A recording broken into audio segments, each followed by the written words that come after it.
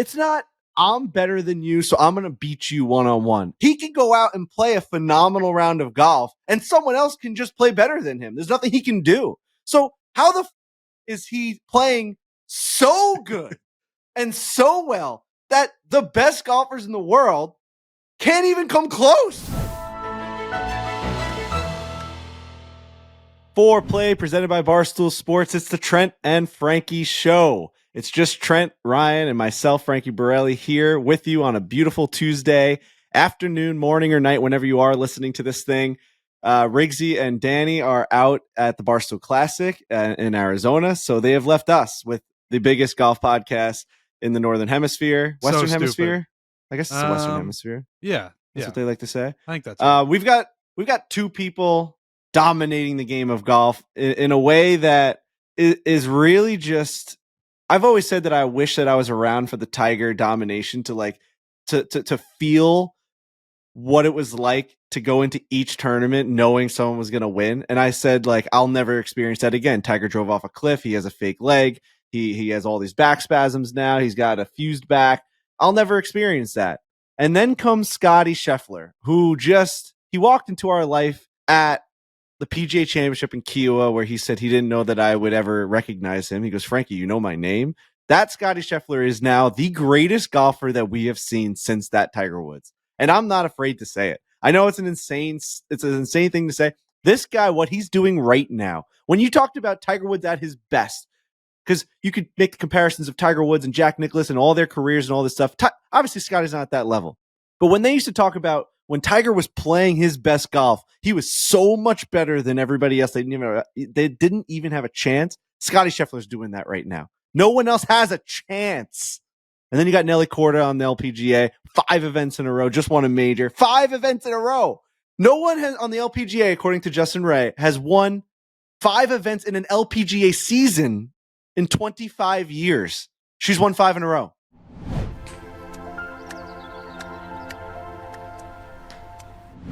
This episode is presented by Chevy. With golf season in full swing, Chevy wants to help you make the most out of every single drive. So the all-new all-electric Blazer EVs, bold design and dynamic performance make it the perfect electric vehicle to get you to the course in style and comfort. We have seen the all-electric Blazer EV in person. It's a phenomenal piece of technology and car. It is a phenomenal piece of technology, and I was thinking about that the other day. It's honestly incredible that a company like Chevy was like, we're going to start making electric cars and then do it, because we need electric cars. I think going forward, we're probably going to run out of fossil fuels at some point, and somebody had to step up and say, oh, we're going to make electric cars. We're not just going to get rid of cars.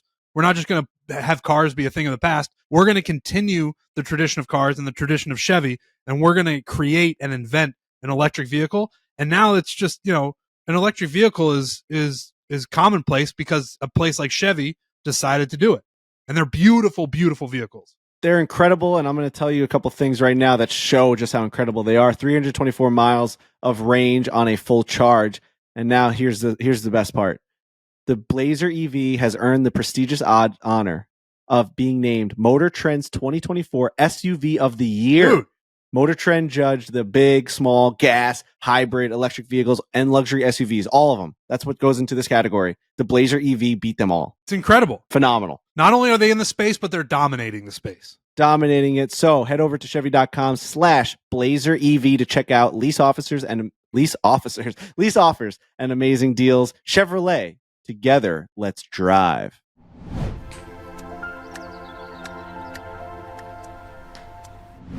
I mean, you see, we were talking a little bit about this before the show started.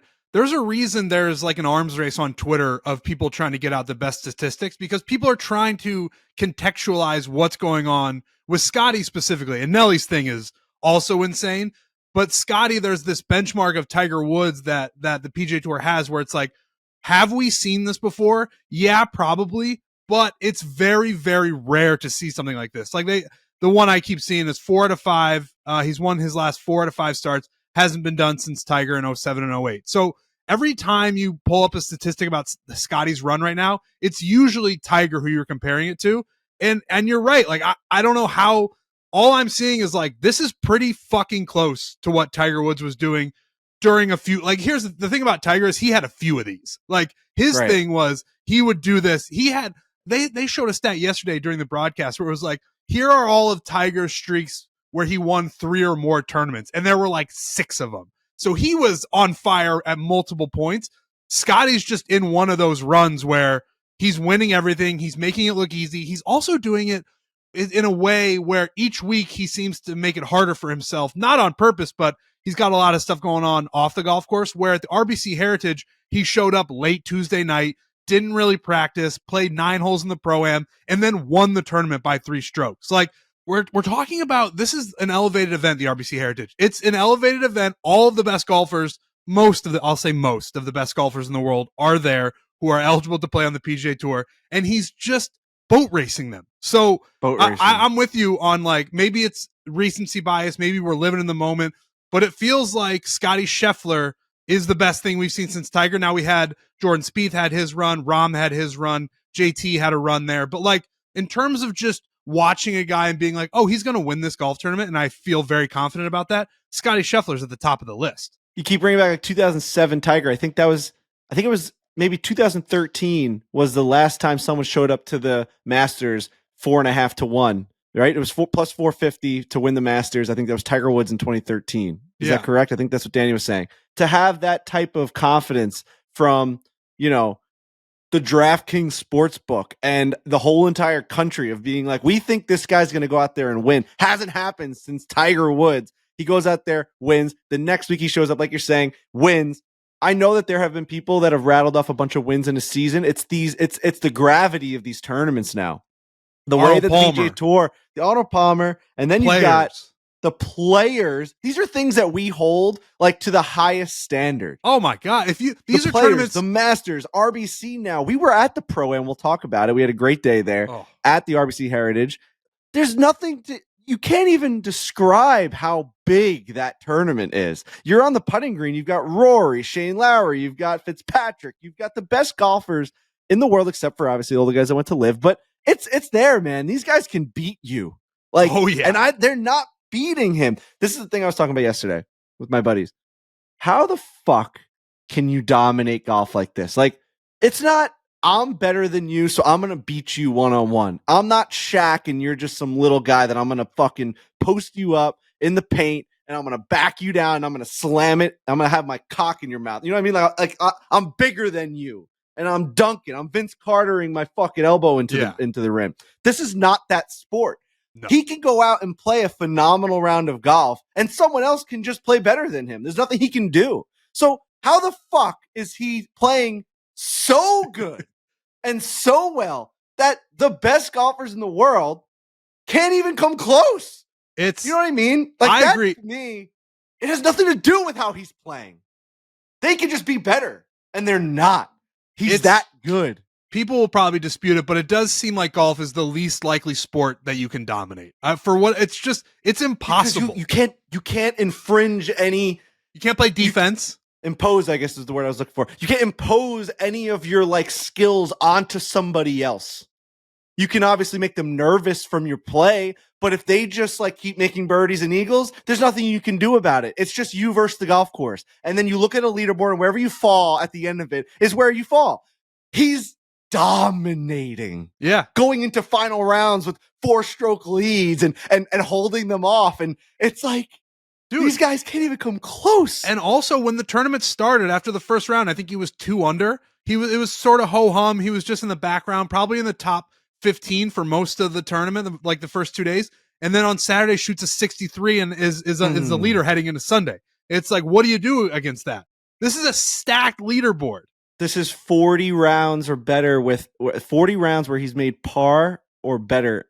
I'm sorry, better. He's been under par for 40 straight rounds of golf. Yeah. Under par or better. Because I think one day when he didn't break the streak, he shot level par. But this is 40 straight rounds of not one day where it's like, made a bunch of pars, made a bunch of birdies, had a couple bad shots, like found the water, ended up 1 over. We'll get him tomorrow. Not one in 40 rounds of golf. And all of a sudden, he's got 10 career wins. I feel like Scottie Scheffler arrived on the scene 2 years ago, and now he's got double-digit wins. He's got 2 majors. He's on one of the greatest runs in the history of golf. And he's just not going to stop. I don't think. Like, when's the next time we're going to see him? PGA? He's going to be probably like plus. I think I saw the DraftKings odds came out. He's plus 450 to win the PGA. Like, he's just going to win that golf tournament. So a lot of talk about the child being born. I texted Scottie Scheffler. I said congratulations. I finally texted him. I said congratulations on the Masters, Scottie. Unbelievable stuff. Best of luck to you and Meredith in the coming weeks with your new baby. And that just nothing, zero, nothing, which is fine. I'm not gonna. I'm not rattled about it at all. I was looking back, like an old ex-girlfriend, looking through our DMs and how great times used to be, man. Like when we were talking pizza, there was one time where I said, "What an Italian spread, Scott." I wrote that to him. I said, "What an Italian spread, Scott," and he wrote, "Thanks, Frankie," with like a laughing emoji, and I just giggled. I was sitting in my bed, I had no clothes on, and I was giggling. I'm looking at him. I'm like, me and Scottie. I just wish those days. You ever see that meme of like the Wolverine looking at the photo and then he like hugs it? That was me looking at the DMs. Is there a part of you? And you had all of the, I mean, we were at Kiowa together and I have spoken to Scottie. We've had him on the show. We've done stuff with him, whatever. You seem to be the closest with him in DMs. I think you guys originally connected on pizza in New York City. Yes. Cause you were Dave's guy and I think Scottie loved the pizza reviews. So you guys went back and forth about that. To me, from my vantage point now, he's like a god. Like, I'm glad he doesn't talk to me. I want him to spit on me when he sees me. Like, you're talking about a generational talent where it's like, I don't think Scottie Scheffler should be talking to Trent Ryan. Like, I'm actually okay with that tier and that separation. I just miss him. What? I know. I miss him a lot. Dude, he's a great guy. Like, I mean, from everything I've seen, everything we've done with him, he's a really nice, almost like apologetic the way he's playing right now, where he chipped in for eagle on the second hole on Sunday and just shrugged like, I don't know, man. It's just one of those things that's happening to me right now. And he just, that attitude seems to be part of what's carrying him to such greatness. Cause he's not Tiger where he's fist pumping and like, he's basically putting his dick in the hole being like, fuck you, I'm dominating. He's he's affable and like, man, I've won 4 out of my last 5 starts. I got 2 green jackets. I won the Players. I won the Arnold Palmer. I won the RBC. I can't believe these things are happening to me. It's a different type of superstar, but it's like it's a fun superstar to root for. I doubt he has any like haters. No, and he's got Dave Portnoy on his side now, which to him is probably a whirlwind because he's a huge Dave guy. We talked about that at Kiowa. He loves pizza reviews, loves Barstool, was reading it, was watching the rundown, the whole entire deal. Now having Dave Portnoy behind you, Dave just bet. I think he bet like 50 G's or something on him to win 330, and then also bet him parlayed with the Celtics. So he's like on his way now because the Celtics are far and away the favorite in the NBA. Now that he's got the Scottie RBC win, he's looking good in the driver's seat to win another 1.6 million, and he'll end up like, I mean, at this point he's won $2 million hashtag DK Partners from Scottie Scheffler in the last 2 weeks. Well, he cleared 2 million. Without this next bet, correct? Right. So he won 1.6 with the Masters win, and then I think he bet 55,000 at plus 550 when Scottie wasn't the leader at the RBC. It might have been Friday or Saturday. He live bet him. 55 grand plus 550. Bam, cleared another 350 grand. Like, you want to be on Dave Portnoy's good side. Win him $2 million in 2 weeks. So I was just watching a little bit of his interview right after he won the RBC. He's got the jacket on, which you had a very funny tweet about. If you give out some sort of garment, some sort of clothing at your event, you're stacking him up for Scottie. Scotty's coming for it. Scottie wants to wear it. Whatever you're giving out, he wants to wear it. Arnold Palmer, they give you the red little vest. The vest, yeah. And then at the Masters, they give you the green jacket. At the RBC, they give you the plaid jacket. It's hilarious that this guy's just filling up his closet with the most iconic wearable trophies in sports. I was listening to him and he goes, this is great to win this one for sure. He said that he was more happy. Well, obviously he's happy to win, but he was happy that now when he goes home, people can't say, hey, congratulations on the Masters, and it's all right for the next one, like, and almost like skipping over the next one or saying sorry about this week, but congratulations on the Masters. He's just happy that they're able to say congratulations on the last 2 weeks. That's awesome. He said it was going to get annoying to have to say sorry about last week, but man, the Masters. Like, he's just what a hilarious problem to have. he cares about like the conversation he's going to have at like the bar or the restaurant with the people in his little town with him and Meredith as he gets ready for his baby to come. Like he didn't want to have like a whole back and forth of like, you gave it your best shot, but man, you won another Masters. You're on top of the world. He now just gets to say congratulations. That's People it. You just get congratulations on all your success. That's what he's going to get a lot of. Just all of it. And now he just goes back to his little life with Meredith, and they wait on their first child, and he's on top of the world. It's really something.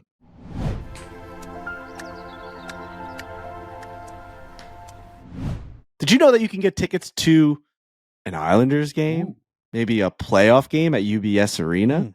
I'm looking at my app right now on the Game Time app. Hurricanes at Islanders, Thursday, 425, $138 to get into the UBS Arena for a home Islanders playoff game.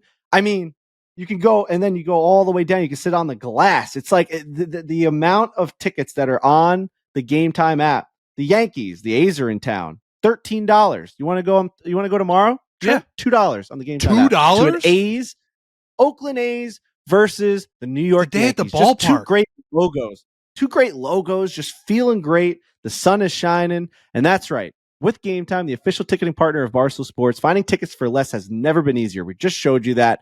$2 to go to a Yankee game, $100 to get into an Islander playoff game, flash deals for sudden discounts, zone deals when you're feeling flexible. I'm telling you right now, the Game Time app is the app to go to for these last second deals. Game Time is the best place for these last minute sales for up to the last minute seats for up to 60% off of your favorite events. Whatever you're waiting for, do not wait for any longer. Please go to a game, go to an event, go to a concert, go to a play. It's all on Game Time right there. You can go see your favorite comedian. You can go see your favorite team all in the same app. So take the guesswork out of buying tickets with Game Time. Download the Game Time app, create an account, and use the code FORE, F-O-R-E, for $20 off your first purchase. Terms apply. Download the Game Time app today. Last minute tickets, lowest price guaranteed.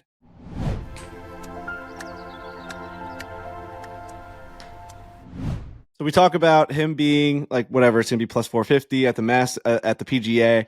Everyone's expecting this guy to keep going on this run. He's won 4 out of 5. He finished in second on the 5th one.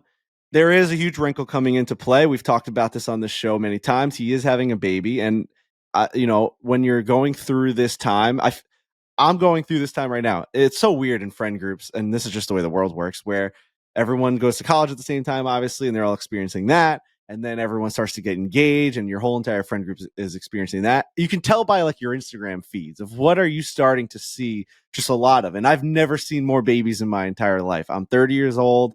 Everyone's starting to get pregnant. They're all married. We're all like 1 or 2 years into marriage. I already went through the marriage one where every single post was someone walking through Central Park and looking at each other wearing college shirts and dresses. And then the next one was like, either in Italy or Greece or whatever, because they were on the honeymoon. It's just the Instagram feed. That's like what my world has really been bottled into. Yeah. And now it's babies. It's nips. It's babies.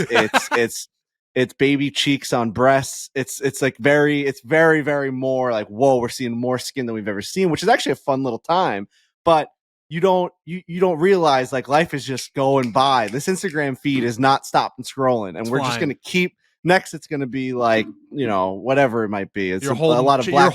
Your old wrinkly hands are holding hands in a rocking chair, like or it's like black and white photos of like grandpa. All it's going to start getting sad, I think, at some point. But right now, it's very, very fun. This my friend group, my sister-in-law and brother-in-law, they are expecting. They have about like 9 weeks to go, and it's been really fun to watch them go through this whole thing.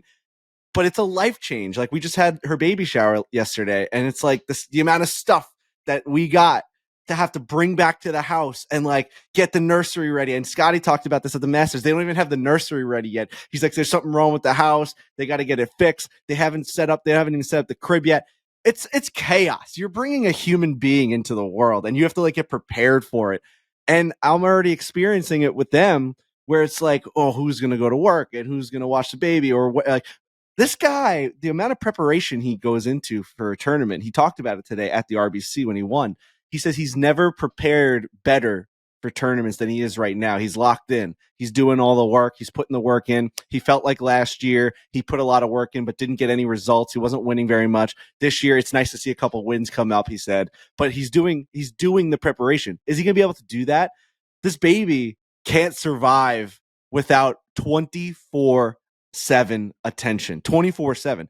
I'm sure this guy's made like $30 million in the past week. Yeah. I'm sure they're going to have a million nannies or whatever, but they also don't strike me like those types of people. I think he's going to want to be like the guy that takes his shirt off at the fucking at the hospital and who wants to go chest to chest. He wants to have skin contact. Oh, he's a chest to chest guy for sure. I bet you. Oh, I guarantee he's going cheek to chest just for the feeling of the skin contact.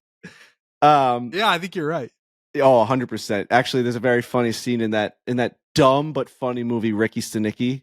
Did you watch that yet? No, but I want to because I like Andrew Santino a lot. Andrew Santino at one point takes his shirt off and was like, "Put your fucking shirt back on." He's like, "Skin to skin," and he's like talking to everyone in the hospital. They're like, "Put your shirt on." He's like, and he's very funny. I gotta watch it. So Scottie's got this coming into his life. That's massive, man. I watch it with some of the Islanders. Like they got a million kids, and he's like, "Dude, you come home and it's like." It was easier when you were in college. You just like came home, you played video games, and you're just working on your game, your craft. And now it's like you're coaching, you're bringing someone to school, you're bringing someone to daycare, you're doing this. You got a million food options to go. It's a lot, man. I hear what you're saying, and there's certainly some truth to it. There's also the other side of it where, and you'll hear about this from various people, where having a child actually focuses you because now you're playing for something. You're like, as much as, again, he has made about $30 million in the last 3 weeks, he can still put in the back of his mind, like, I got to provide. I got to do this. I got to play well. It's not just me and Meredith anymore. Like we've kind of been flying by the seat of our pants. We can do whatever we want. Now things are serious. And I feel like there's a part of him, even in his brain now on this latest run, where he's like, he is focused on like, I got a kid coming. Like I'm starting a family. We're doing this for real now. And maybe that it can go one of two ways. It can propel you and make you play way better, or it can do what you're talking about, where it kind of shifts your focus and you're not chipping as long as you did, and you're not putting as long as you should be, and you're not at the range, and you're not preparing with Ted Scott as much as you should be. It can go one of two ways. With Scottie, I think it's going to go now I'm really focused. I've got a family, and I'm going to continue to dominate. And again, they're rich beyond their wildest dreams. I'm sure they'll be able to take care of the kid. All that's going to be taken care of. I'm sure Scottie will be a very attentive father as well. But I do think he strikes me as the type of guy who's going to take this very seriously and be like, I'm a dad now. Now I'm going to win 10 tournaments in a row. We'll see. Yeah. I mean, it is a little bit different. He's not the Joel Damon, Max Homa, like grinding for the family. Like, he's just not at that point. I mean, I know that mentally he can feel that way, but the man is paid, dude. That's going to change. He's paid, but he doesn't give a fuck about any of that shit. He really doesn't. Maybe that means he's got way more. Yeah. Yeah. You know what I mean? Like that's a guy who doesn't care. He still has it. It doesn't go anywhere. Just because you don't drives care that about Chevy. Like he doesn't give a shit. He's got 120,000 miles on his Chevy Tahoe, whatever it is. Like and dude, whatever his sponsors are paying him right now, Nike, TaylorMade, like the price is going up because he is everywhere every week, top of the leaderboard. The QI10 is the greatest driver to ever be invented. He's using that thing. Nelly Korda is also using that thing. Like Scottie Scheffler, in terms of financially, everything he's done in the last 2 years, he's set for a million years. He's going to be more than fine. I just don't. He's on such a historic run that if he falls off even a little bit and he doesn't win for the rest of the year, let's say, I don't want it to become this narrative that his child is now like he's playing so well leading up to such a life-changing moment that it's almost like there's a lot of pressure to keep that thing going once that baby comes out, because you don't want this to become the narrative that, he's a dad now and he doesn't really care as much. He's not preparing. We knew this was going to happen. This is why Tiger was Tiger. He didn't give a fuck about anything else. He cared about golf. And it's like, there's a little bit of a wrinkle. I do this with watching hockey, where it's like, where I watch Islander games, and to the guy that always writes how much time has surpassed before I talk about Islanders, it's been 20 minutes. We're in the midst of a playoff run. You don't think I'm going to talk about it? We're going to get to it. I think about like, what did we do for that last win? If we don't, do you remember the one time I put up the lights? I put up the Christmas lights. The Islanders were rolling. They won the first 2 games of the series, and then I got real cocky, and I brought a Christmas company to Borelli's, and they put up orange and blue big bulb lights, and we did the whole perimeter of the place, and Dave Porter tweeted out, "This is a loss," and it was a loss. And now every single game after that, was post lights era, and we don't want this to happen to Scottie where it's post baby era. He doesn't win. Well, so let's just get in. Here's what's going to happen: is Dave is going. It's going to be a Dave thing again. Dave's going to bet on him to win the PGA, and the kid's going to be here. Scottie's going to finish third, and Dave's going to be like, "This baby has made Scottie Scheffler lose focus." Like that's just what the narrative will be, and Dave will likely be at the forefront. Yeah, I mean. Here, the thing is he can't continue this run. It's impossible. No. And again, we said this 2 weeks ago, I think, and it's still true. The runs do come to an end. When this one comes to an end, I'm not sure. But if it does happen to come the tournament right after him and Meredith have the kid, that will certainly be the narrative. Whether or not it's true, it probably won't be true, but it'll just be something for people to talk about. But I don't think it's actually going to have any effect. You mentioned TaylorMade. We will get to that later. We're doing it from the gallery, which is always presented by TaylorMade, but I tweeted this yesterday. Imagine being TaylorMade right now. This is the greatest run, male and female, that we've had in 20 something years. And you're talking about them using your clubs from driver down to putter. This is a match made in heaven. Nelly Korda hit 75% of her fairways at the Chevron in her major. 75% for 4 rounds with the QI10. I think she used the QI10 max. And then you got Scottie, we're talking about him being the next Tiger Woods right now. The way that guy hits his QI10 and all of his fairway woods they talked about at RBC, he was hitting a bunch of fairway woods around all those tight drawing and those tight fading holes where they're just completely tree lined. We played it. We'll get to that. It's so tight. It's so firm. You can't hit driver everywhere. And he was just maneuvering these balls with his feet and those clubs. Phenomenal. And TaylorMade, we could do all the ad reads in the world. They can send us all this stuff. They're proving it day in and day out that the best players that exist on this planet are using their stuff. They can use anything they want. Anything. Any club they want. The dollar amount means nothing to them. No. Nothing. Tiger Woods is a perfect example of that. Yeah. Bryson DeChambeau, like made his own clubs because you can just do that. You know what I mean? Like he literally 3D printed his own irons and brought them to the fucking Masters and went 7 under the first round.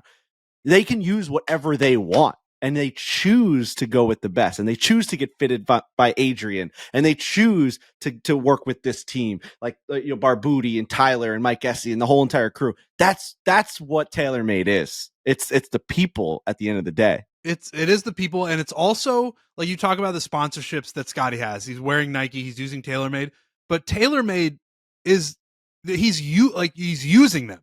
You know what I mean? You just wear clothing. The clubs that you use are a huge part of how you play. Now, Scottie and Nelly are generational talents, and it goes a long way for just them being the human beings that are using the clubs. But if you're TaylorMade, you're like, I'm very much a part of this run because he's using the clubs that we make. It's very much like he has to have those clubs in order to do this. You have no idea if he was using other clubs that this would happen. He just happens to be using TaylorMade. Nelly happens to be using TaylorMade. And I agree, the people that are there are great, and clearly the clubs are great. That's why these guys choose TaylorMade. They're on top of the world right now. You could not have a better duo. We're gonna put a bow on the Scottie talk with this Dan Rappaport tweet. Scottie Scheffler leads in the world ranking. His lead in the world ranking over number 2 Rory McIlroy is bigger than Rory McIlroy's lead over number 784 Tiger Woods. So the difference between Scottie and Rory from 1 and 2 is actually larger than from 2 to 784. It's hard for me to wrap my brain around that, if we're being honest, but I know that it sounds incredible. That's how much better he is than everybody is essentially what that tweet means. Yes. That's crazy. That's fucked.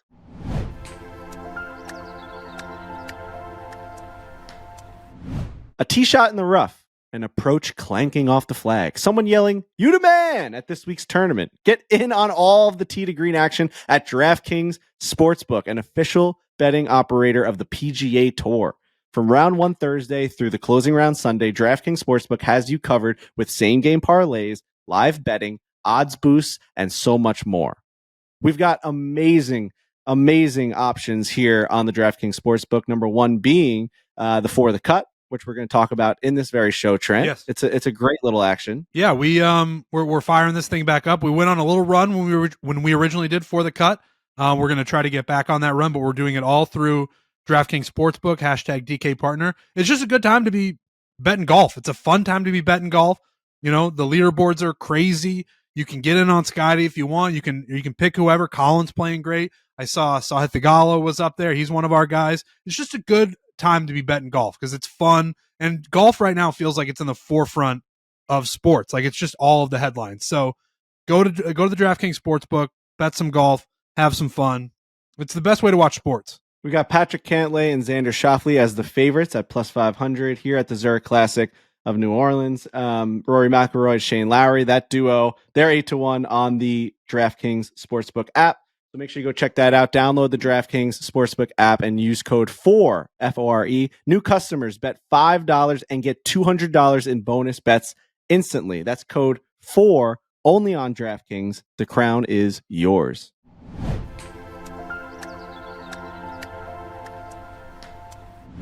Now, if you want to hear how real people play the golf course as opposed to Scottie Scheffler, Trent and I played at the Pro-Am on Wednesday at RBC Heritage at the Harbortown Golf Links. First time we've ever been to an elevated event. It was phenomenal. We'll start with the day before on Tuesday.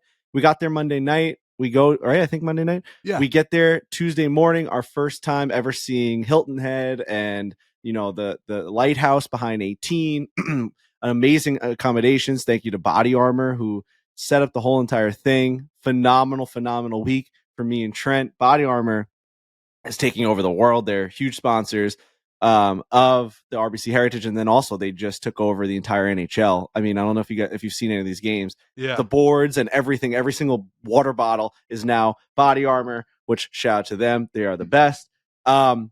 Amazing. First time at an elevated event.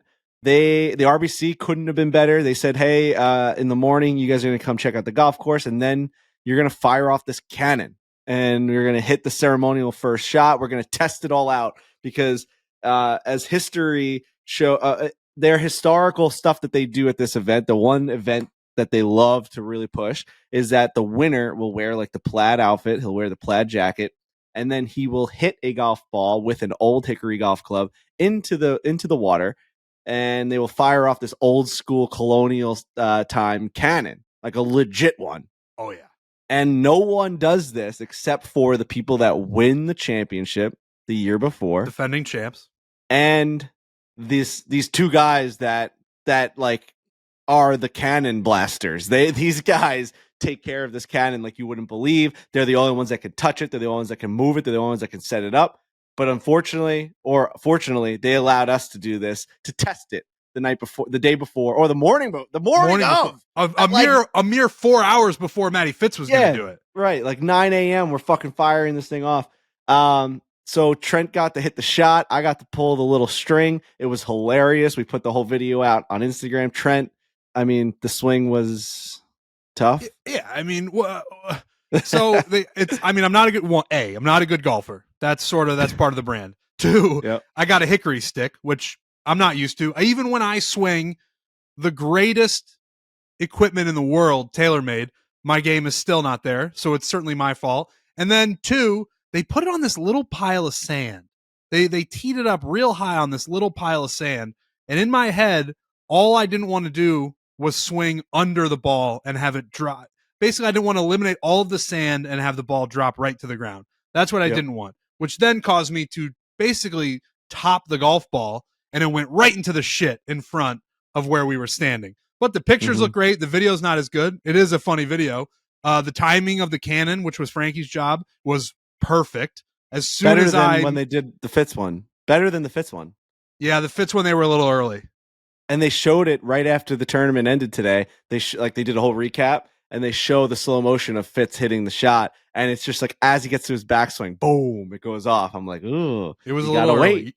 Yours was perfect, but it was quite an honor. I can't believe they let us do it. The pictures that came out of it were phenomenal, but it was a really fun and very loud morning.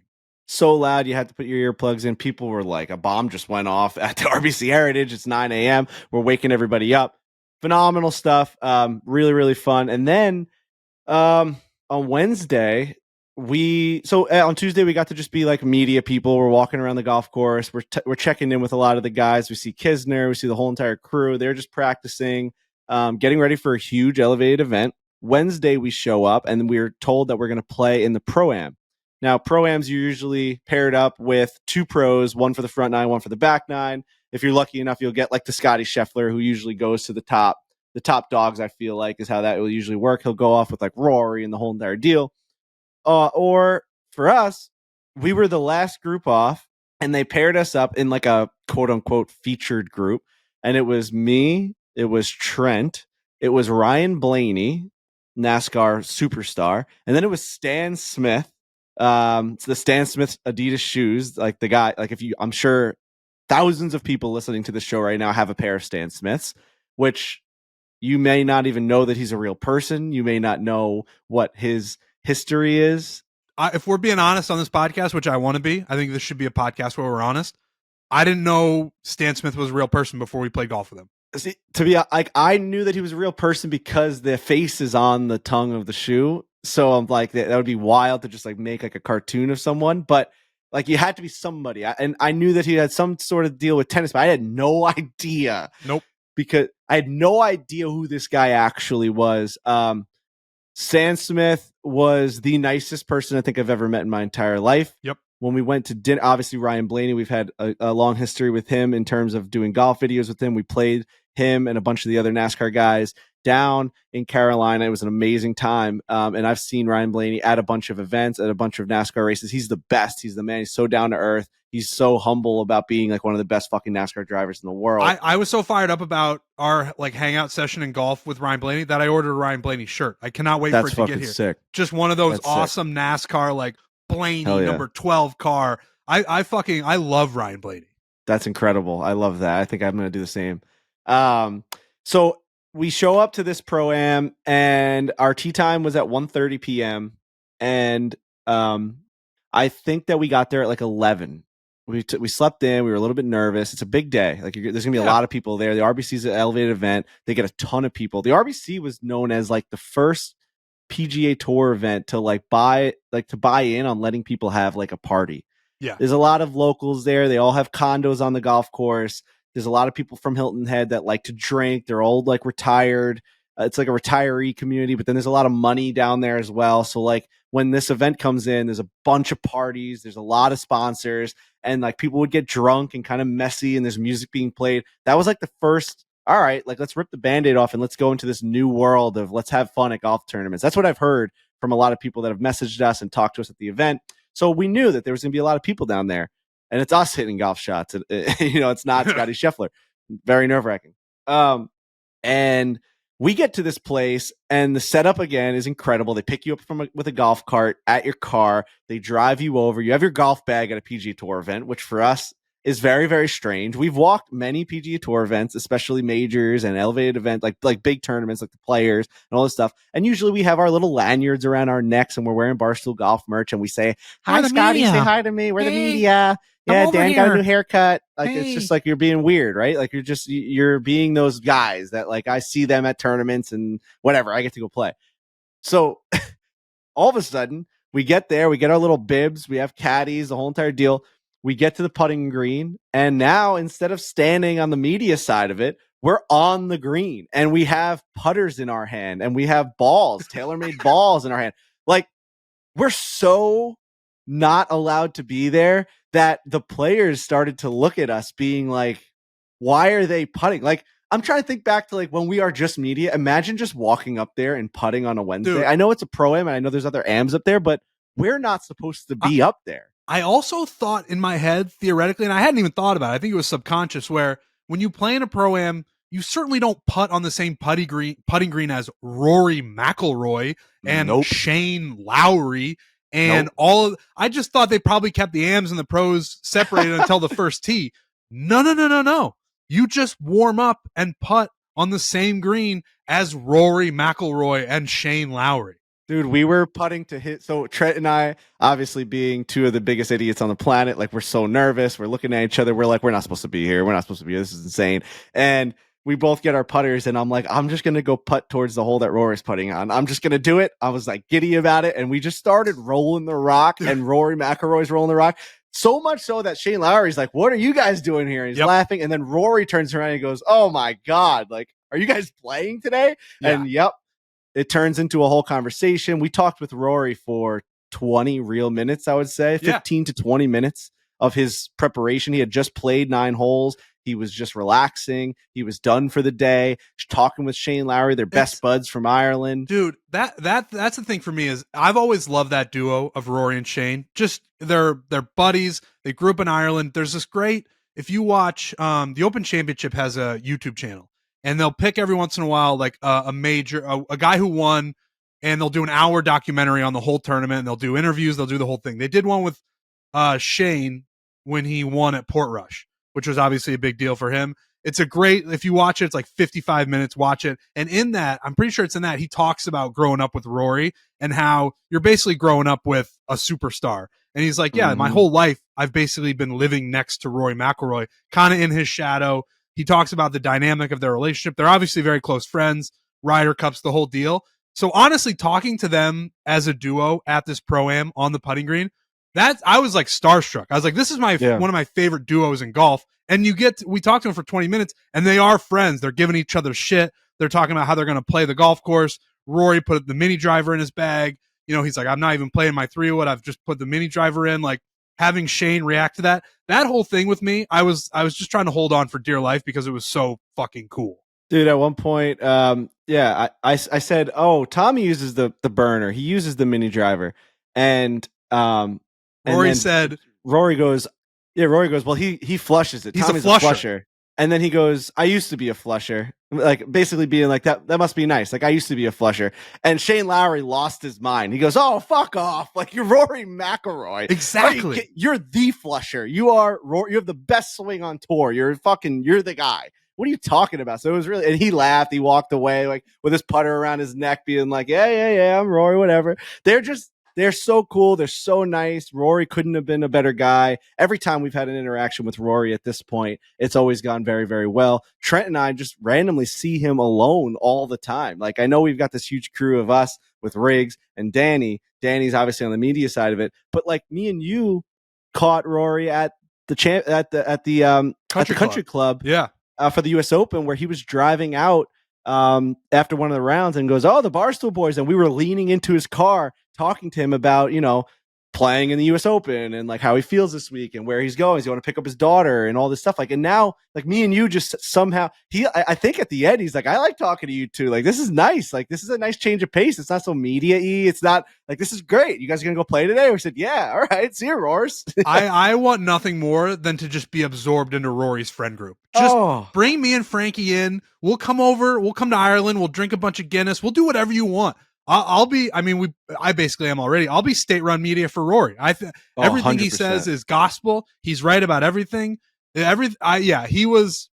just the nicest guy in the world who doesn't have to be nice to us, but he is very, very cordial and conversational when we're with him. So, and that happened the day of the whole leak of him getting this like $800 million offer from Liv, and clearly that was like just incorrect. And he's now come out and said that morning, he came out and said, that's just wrong, and I will not play for them. I'm only going to play on the PGA Tour. So he put that to bed pretty quickly. And yeah, it was funny to see him like that day because there's just a lot going on in his life, and he's just out there trying to play a fucking golf tournament, and we're just shooting the shit. It was unbelievable. Another guy we saw, speaking of all that, we saw Jay Monahan briefly. Oh my God. So we get onto this putting green, and this is before we talk to Rory and Lowry. We're putting, and we're looking around and we're like, dude, this is actually like, I don't think we realized how crazy this is. And we're just kind of looking around. We see all the guys, Ludwig, Rory, Nick Dunlap's out there. Nick Dunlap, like everyone's just putting around us. And there's really no AMs. Like I almost thought we were on the wrong putting green. There was no AMs. There was like a couple guys. And I look around and I look right behind me. So I'm looking at Rory. I make a putt. I probably miss a putt. I turn behind me and Jay Monahan standing 3 feet behind me with his arms crossed, with his AirPods in, just like on a phone call, nervously talking to someone, probably some sort of media or something. I don't know what it was, but he was having a long conversation, standing on the putting green, looking out at all the players that have really like stood by his side for better or worse. And it was a really cool thing to see, like just seeing the guy that's been the focal point of all this shitstorm and the media, to see him in person. He looked, healthy and decent. He looked like normal. He just looked like a regular guy that was just out there on the phone. Yeah. But yeah, it was wild. Like that's when we knew, like, this is a fucking tournament, man. This is the real deal. The RBC is no John Deere. And I'm sorry, I know I don't want to always make the comparisons, but this was the real deal, man. The bright lights were on and we were about to go tee off. So we go out. After that, we end up talking with Kisner, and all these videos are on our Instagram on Foreplay. The Kisner interaction is hilarious because he's just coming back. Like, no one knew how he was going to do, and like we couldn't even believe he was in the tournament. He's like been on TV, and we walk up to him, and he's like, "What are y'all doing here?" And then I'm like, "We're playing." He goes, "Golf? Like you guys are golfing?" And we had our putters in our hand. That's what I meant when I said, like, these guys see us all the time. Seeing us with a putter in our hand must have been like insane to them. Like, what are you doing on this surface? Like doing the thing that we're doing now. 100%. Oh yeah. So we talked with Kiz. He talked about how hard the golf course was going to be for us. He was right. And then we go and hit balls on the range. The range was a little bit more normal, where they had a huge barricade in the middle. Yeah. You couldn't hit balls on the PGA Tour side. You had to hit it on the AM side. The AM side was a shit show. You couldn't find a flat spot because of all these guys just carving up dirt on that AM side. It was insane. When you play on a PGA Tour driving range, you would think it'd be perfect. Not when you're on the AM side. No, I couldn't get my ball to be on any grass. I was also standing on a little bit of a hill. I was on the far left end, and I was basically had the ball above my feet. Yeah, that's how it should be. Give the PGA Tour players the real driving range.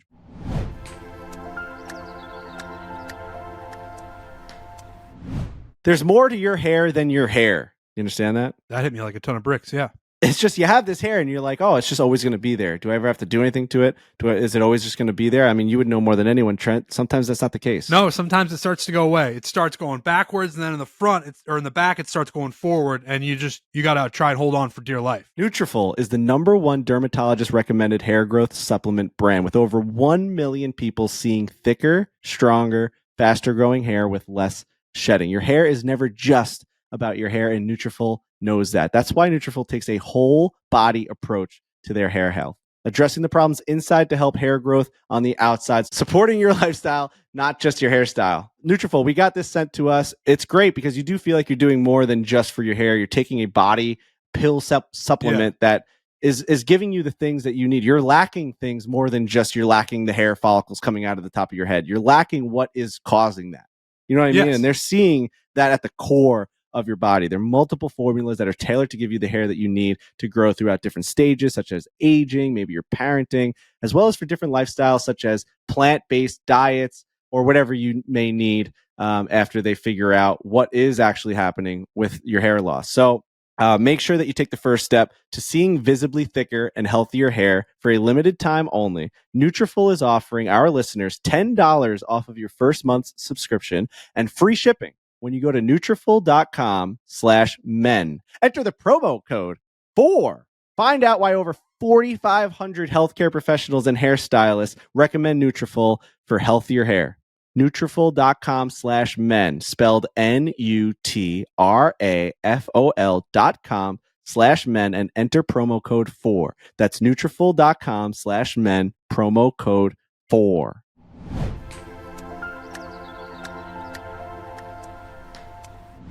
And then we met Stan Smith, and Stan Smith, our first introduction to him, we didn't really know what to expect. He's this older, legendary shoe guy. You don't really know much about it.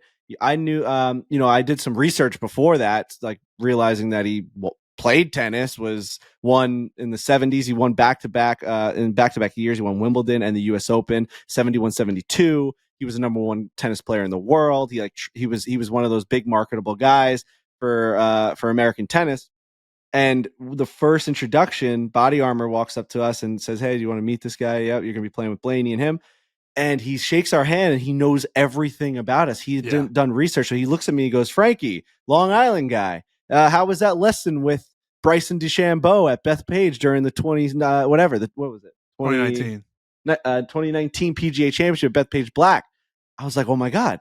I'm like, "How do you know about this?" He's like, "You got the restaurant, right? In East Meadow on Long Island. My wife, she's from Long Island area. I'm sure she's frequented there before. Is everything still going good?" Like, I was like, he threw me on my heels. I'm like, oh my God, I didn't know what to expect. He was blowing me away. He knew everything about us. 77-year-old billionaire still doing the research on Frankie Borelli and Trent Ryan when he's going to play a Pro-Am. He was prepared. That's the part that I was going to get to.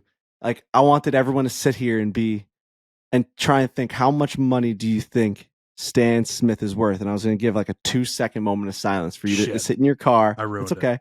It's okay. But now that you know, this man, that we're talking to and hitting golf shots with is worth $1.2 billion. Yeah, man. Billion. Like, and I found that out at dinner that night. You did. After we played with him, Ryan Blaney, we're sitting at dinner. Another great event set up by Body Armor. We're sitting at Wise Guys in Hilton Head. Yep. And sitting in the back room, we're eating steaks and we're talking with Blaney about NASCAR and about golf and about life. Drinking bourbons, and we're drinking. We were with Ryan Blaney for his first ever espresso martini. That was exciting. We were, yeah. And he's like, Frankie and Trent, how much do you think that guy's worth? And I'm like, I said 100 million. And thinking, they threw his. And I knew because I looked it up during the round, and I actually, it's one of those things where I meant to tell you. Like, I was like, I wanted to just show you my phone. I remember what hole we were on. It was when you were talking to him about the 71-72 tennis tournament. And I wanted to turn he almost hit me.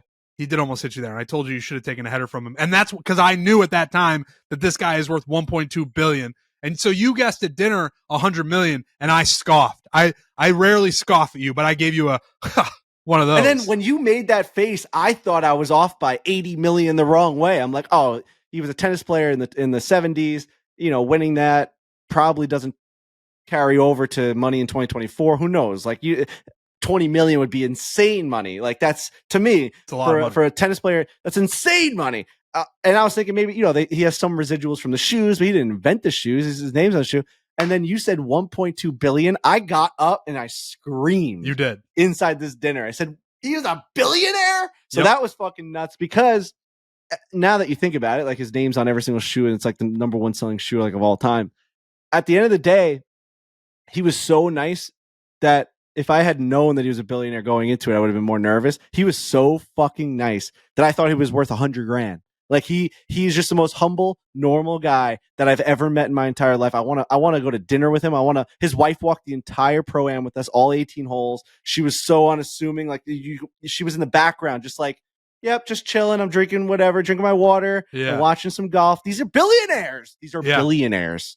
No, he is a great guy, like, genuinely. He's one of those guys who can just tell stories for days and days and days. Remembers things from the 60s and the 70s like they happened to him yesterday. He'll tell you in intricate detail about this interaction and that tournament and this travel. And like, he genuinely couldn't have been a nicer guy. And it was like an honor to play with him. It was an honor. It was an absolute honor. And it was a real look into how bad I'm going to be when I'm older. I'm not going to be able to tell any of those stories. I said this to Trent. He was telling stories about like shots that he hit during golf events. I mean, him and Jack Nicklaus had a match. They played 9 holes together, and Jack let him basically do this whole game where if he hit the green, it would add yardage to Jack's shot. Something like crazy. We can't even remember what the game was. That Stan has remembered for 50 years. Yeah, I mean, he was there, but still. We get to do so many cool things, like play with Stan Smith. And I hope that we get to tell these stories in 50, 60 years, just like we are now, about playing with Stan Smith. Hopefully it stays in my mind. We've done such cool stuff that it all just kind of like blurs together. And I feel like when we meet really, really impressive people, they have all these incredible stories and they're able to detail them. And I'm not gonna be able to do that. And that's like sad. I talked with Gaz once where he said he wishes he like wrote down because there's a lot, everything that needs to be known has been recorded or talked about on a podcast, or there's a video of it, like all the big Barstool moments. But there's little moments for sure. There's been so many moments that have made Barstool what they are, and like the reason why they're successful, that have been behind camera, but like off screen, driving in an Uber or whatever, and like crazy stuff has happened where it's like if you just wrote down like little bullet points of like all these great memories, or like when I was attached to Dave's hip, all the people that he met and like the crazy shit that we got to do.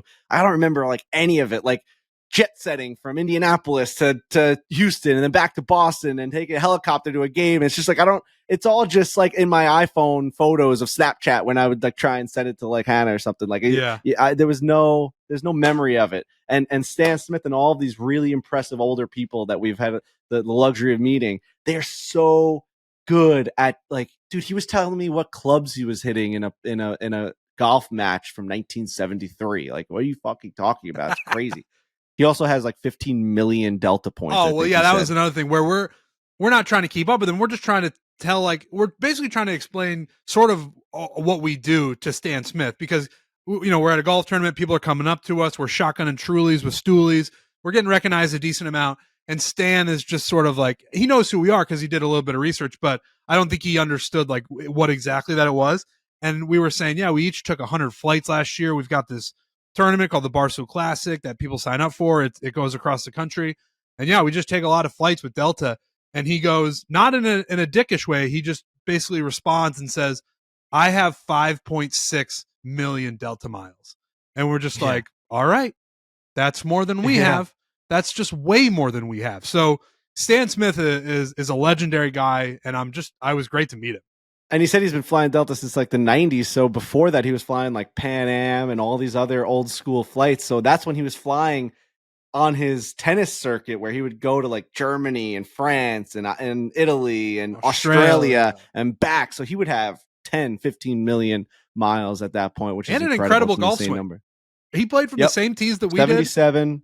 Made a couple really. He made a birdie. He made a couple really nice par saves, dude. As a group, and Ryan Blaney, amazing guy, has a great game. He hits the ball a mile, and as a group, it was Blaney, me, Stan Smith, and Trent.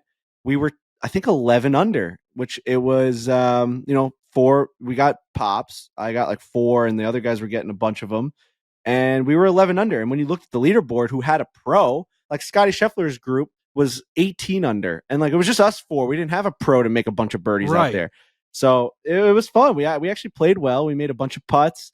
We all hit decent shots. You can go check out on my Instagram and and on Foreplay. All my shots are recorded. We did the 9 and 99 seconds. I know a lot of people do 9 and 90, but ours is gonna be 99. I love those. I thought they came together great. Yeah, they came together good. We're going to do a lot more of those. They're just nice. Like when we're not filming full videos, it'll be nice to just throw those up on social to show people how we're playing. And yeah, I shot an 82. I didn't hit the fairway once, I don't think. I was underneath the fucking pine, under the trees in the pine straw. An absolute grind. The first 9 holes, which was the back for us, you were grinding. You I was you just nervous. Couldn't get it on the planet.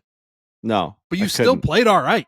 Yeah, I was like saving pars and saving bogeys. I made a couple birdies, which was just nice. The 14th hole, which our caddy told us that the PGA Tour players unanimously love the 14th hole. It's a par 3 over the water. They think it's like their favorite, most iconic hole that they play, aside from 12 at Augusta and 17 at TPC. Like it's their number. They love it. Like it's just a great golf hole. It always like, except for Scottie, it always has some sort of drama on it. It's got that little pop bunker in the back. It's got water all in the front. And I birdied that. That was a little double breaker. I obviously played it from like 30 yards ahead of them. They played it from like 190. We played it from like 155, 160. So a little bit different. We definitely played it up. But yeah, it was fun. A lot of fun. RBC Heritage. I can't wait to go back. We're like we want to like go to all these things. I want to go to every single fucking Pro-Am I can possibly get into. Right. We talked about that throughout the week, really. Like we'd be in the car driving home from dinner or driving to dinner or whatever. And originally we were like, I don't really know what we're doing here. We're here. Body Armor was nice enough to bring us out. We're going to meet some people, have a good time, play in the Pro-Am they've set up, which was great of them with Blaney and Stan Smith. And we're just like, all right, we're just going to kind of have a good time and play a cool golf course and eat some good dinners. We came out of it being like, as soon as we left for the airport, I sent me, Brendan, and Frankie the elevated event schedule and was like, let's try to get it. Let's do this again, because it's a little bit like the early days when we would go to the majors. All the big guys are there. Now we have putters and clubs in our hands. We're interacting with them on the putting green and on the driving range. It was just like a really fun week. And I think we're going to try to do it more and more. We want to play in more Pro-Ams. We officially just like get to play the best golf courses on the PGA Tour. So yeah, I think we're going to try to do more of these. If anybody's listening who can make that happen, I know we're working on it behind the scenes, but the boys want to play in more elevated event pro-ams. We've always said that the fans or the people that are watching golf should have some sort of idea how the average guy plays. And it would be so cool to be able to go to these and play that last tee time on Wednesday. And we just see how we do. That's how, we're obviously not going to play from the same tee boxes as those guys. But once you're out in the fairway, you're really seeing how tight it is, how hard these greens are to hit. I mean, Harbortown's greens are the size of a fucking penny. It's tiny, disgusting. How hard that place is and how firm and how fast it was. And it'd be great. So we definitely want to go back to RBC. The people there were incredible. We're so excited for next year already. If you're looking to go to a tournament, that's the one to go to because it's so beautiful there and it's so much fun. But yeah, we're ready to rock for any of these things. I mean, the boys are ready to hit the pro-am free. We are free on Wednesday. We're free on Wednesdays. We'll clear the schedule every Wednesday we possibly can. We'll be there. We're ready to hit the circuit.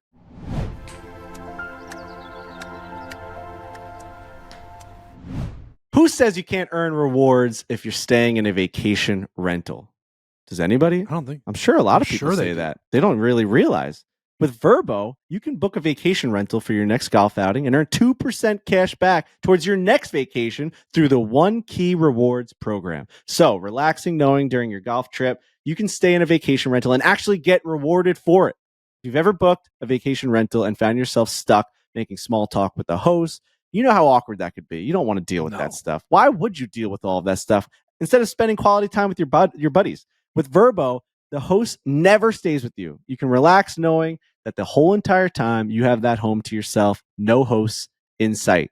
With 24/7 customer service that Vrbo has, that means that you can talk to any single person live, in person, or on the phone to get help before, during, or after your stay. So that's great. You're not going to talk to an automated message when you can't get into the house or you don't know where the key is or how to get in.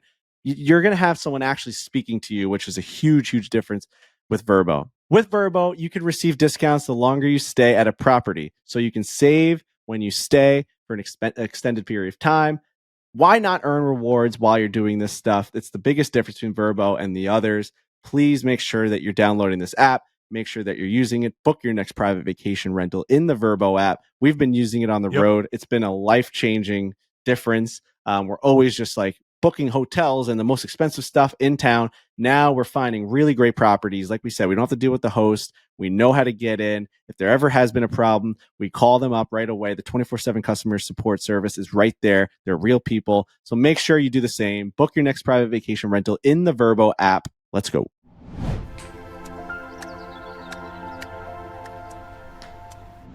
We're going to get into From the Gallery. Real quick, I want to talk about, I played golf last week with Ryan Whitney. He came in a couple days early for the NYPD FDNY game at UBS. They did a great job.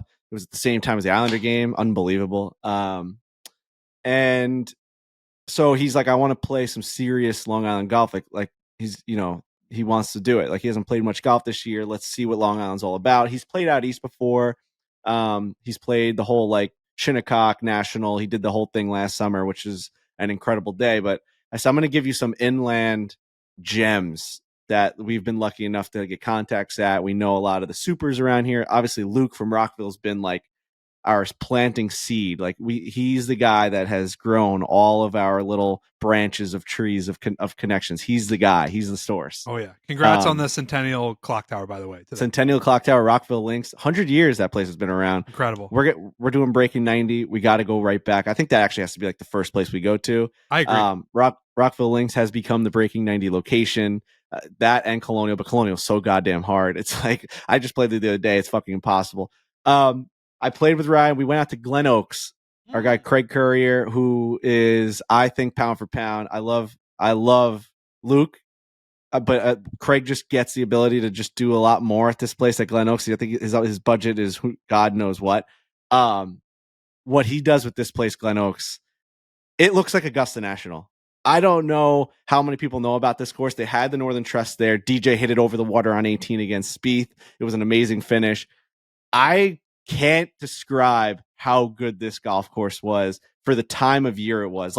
You go to all these other places and they're punched, they're top dressed, they're kind of they're healing up. It's been kind of a tough winter of like a lot of rain. Luckily, no snow, but they said that they've already gotten 22 inches of rain in since January, which is just an absurd number of rain. You would tap the ball, Trent. I've never played golf on greens this fast in my entire life. We just played Harbortown. Bro, I don't even know how to explain. I would tap the ball and it would go 65 feet. I'm talking breathe on it. They were crazy. Like they were, if Augusta runs at a 13, these were running at a 30. Like it was, I've never seen anything like it. We had a great time. So we did a whole match. So we ended up playing 36. We went from Glen Oaks to Deepdale, which Deepdale is like the billionaires club. Bro, you can't have a better 36 holes than that. And Deepdale, they had Mayor Bloomberg flew his helicopter in while we were playing, and he was on the driving range with us. He flies it himself. The guy's like 80-something years old. Bloomberg flies his own helicopter? Yeah, lands right there on the fucking property. This place is legit, man. Like Deepdale's the fucking spot. And Glen Oaks, man. Glen Oaks is, I think, pound for pound, it's definitely for me a top 5 inland golf course on all of Long Island. It's like you have Bethpage Black. You've got a lot of really good ones on the North Shore, like where there's no water involved in it. It's just pure golf. There's trees, there's mounds, there's a little bit of ponds or whatever, but it's just like inland golf right there in Old Westbury. You can't get much better than it. I really don't think you can. If you're a member there, God bless you, because you get the best fucking facilities you've ever seen in your entire life. The driving range is phenomenal. TrackMan everywhere. It's crazy. So we did like a 36-hole match where we were basically playing like a Nassau, like 50-50-50, and then we were just carried over to the next one. We ended up pushing on the front. I was getting 3 strokes from Whit. I've been playing a lot better recently. So he was like a 1 point something. I'm a 4.8. I'm getting 3 strokes off of him. We split the first match. I think he shot like a 77 at Glen Oaks, which is fucking like how hard that place was. I shot an 81, 82. And we go to Deepdale, and it was a little bit slower because they're just top dressed a couple weeks ago. We had just played 18 holes, and you know me, I like when I get a couple of holes in me, I start to really feel it. My first couple are tough. Like at Glen Oaks, I was just like a little, I don't know, just rusty in the beginning. And then like by hole 14, 15, 16, 17, I start to feel it. We get to Glen Oaks, and I just kept going. Deepdale. And I'm sorry, Deepdale. And I shot my career low. What? I shot a 73. Shut the fuck up. Yeah, it's a par 70, so it's tied with my 75 at Rockville when we played Breaking 90, but the number is the lowest I've ever shot. What the fuck? Oh yeah, and I bogeyed 18. Like I bogeyed 17 and 18. I bogeyed 17 and 18. Yeah, the really hard finish. It's like a long par 3 into the wind. I hit it into the bunker, chipped it on, and then I missed the par putt. And then on 18, I drilled one right down the middle. Bro, I hit 13 fairways and I hit 12 greens in regulation. It was a little bit slower. So Deepdale, when it's fucking humming, a lot of my putts that I would blow by would have went off the green. Yeah. So there's a little bit of like an asterisk next to it because it's not true, but it was still moving to the point where I was able to shoot 73. It wasn't Plinko or whatever. You know what I mean? Like it wasn't like shitty bouncing golf. It was just a little bit slower than usual. And I was able to attack the pin. And yeah, I mean, I rinsed Whitney. I mean, dude, I was going to say Whit had to be losing his fucking mind. Bro, I was making pars. I would hit the green. I would hit the fairway, hit the green, and then I would blast one by 12 feet and then make the comebacker every single time. Like, made a couple birdies, it was just, I couldn't miss, man. And it was one of those things where my driver was just doing that little draw. I was feeling just like getting out to like the left side of the fairway, and it would come back in. I was hitting up on the ball, and we just had a great day. Our guy Chad over there and Schultze played with us, and it was just like, yeah. And Whitney like hugged me at the end. He's like, and he texted me that night. He's like, I can't believe I was there for your like career low. He goes, you couldn't miss today, bro. Like it was a phenomenal day. I wish we were able to film it, but that's awesome. I'm on a golf high right now, like a real golf high. Good for you, man. That you are. Yeah. You're at the point where I would like put you up against anybody. You're just playing. No. No, but I'm saying like win strokes problems. And all. You just you play really, really, really good golf. And it's like, it's just really fun to watch. That's got to feel amazing. Yeah, I mean, I put in a decent amount of work to like try and improve, and now it's like I'm getting there. I'm definitely like I'm saving big numbers. Like if I hit one under the trees, I'm hitting like a punch shot to the front of the green. I'm chipping up to 10 feet, and I have that chance for par. You're playing and even smart. If I miss it, I'm making that 5, and I'm moving on to the next one. And I know that like I can go on a run of 3 or 4 pars in a row. I mean, it's going to get to the point. I'm sure people are thinking in their heads now. You got to do like a breaking par series. Yeah, it's just, see, this is the thing though. I shot 73, it was 3 over, and I couldn't have played better. Like, you know what I mean? Like, there were things that were happening that like I couldn't miss. And it's like, I don't even know how Scottie Scheffler could go out there and probably shoot a 61 at that place. Insane. You know what I mean? Insane, like, yeah. how are you 12 strokes better? I don't even know where you find those. I don't even know where you find them. You're just playing so good. Yeah, I'm feeling it right now. I mean, we're playing a decent amount, and we're about and I'm gonna end up putting my foot in my mouth because this is the problem. I like talk a big game, I say I'm playing well, and then the pressure comes. We're playing Barstool Sports this week. We're going down to Jupiter. We're facing them in a rematch. It's gonna be them 3 versus us 3, me, you, and Riggs. We've got our fucking work cut out for us because Fat Perez is an absolute stick. Oh yeah. But me and Riggs and you, we're a good team. We have to be able to. I have to be able to hit those drives. Like if I hit the drives that I did at Deepdale, we will win that match. I'm telling you, bro, I couldn't miss the center of the fucking fairway, and I was hitting bombs. Like, that's the problem. When I'm in matches, I get quick. I stay on my back leg, and I fucking hit these duck hooks, which is what I was doing at Harbor Town. I was so nervous. It was so tight, and I wasn't swinging freely. I wasn't like getting all my weight onto my front foot in that transition and like pushing it out. Like for me, I'm a lefty hitter. Hit it to shortstop. Like, get your arms out there. Don't go around your body because you're afraid to fucking swing too hard because my that miss place gets is in your head because it's fucking tight and there's trees everywhere. But think, then you played a couple days later at Deepdale and Glen Oaks, which I don't know about Deepdale, but like there you can swing it a little bit more. And they're open, yeah.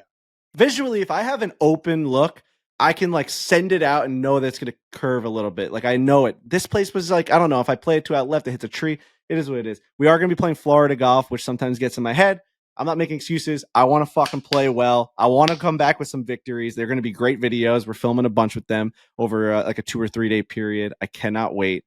Let's get to From the Gallery. What do you say about that? And From the Gallery is always, as you know, presented by our friends at TaylorMade. We've talked about them at nauseum. I have this amazing spring, first major of the spring edition hybrid head cover. Phenomenal stuff. Experience your drives. We talked about the QI10 driver. Experience your drives in 10K with the all new QI10 Max driver from our friends at TaylorMade. I believe that's the one that Nelly Korda is using and that Riggs uses and that Trent uses. It's a phenomenal driver. The QI10 Max is the most forgiving driver TaylorMade has ever made with 10K MOI, moment of inertia, for maximum stability and forgiveness at impact. The more forgiveness means more long and straight drives and even off-center strikes. You can still hit it straight. The days of missing the fairway are numbered. I'm telling you right now, when you hit this thing on the screws, there's no better feeling. So shop the QI10 Max, QI10, and the QI10 LS.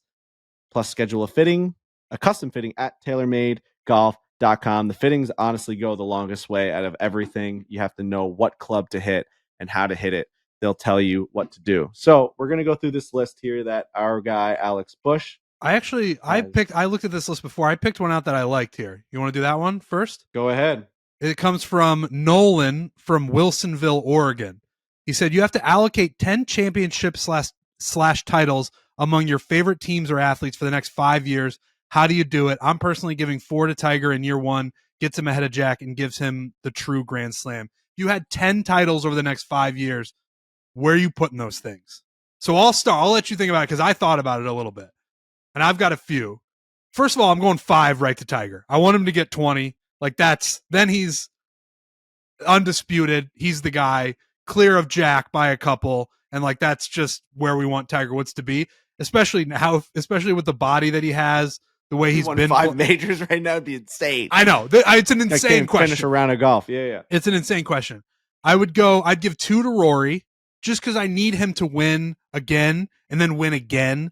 Just so if he wins one, people will be like, all right, he kind of fell into one. You win it again, it's the old Rory. Now he's got 6 majors, and he's back up there. He's basically in the limelight again, and people are talking about Rory in a way that is like, this guy's really good, as opposed to what happened to this guy in major championships. All right, so I'm at 7. I would give 1 to Iowa football, just because I need one. My dad needs one. Like, give my dad one before it's all over for all of us. So I'm at, what is that, 8?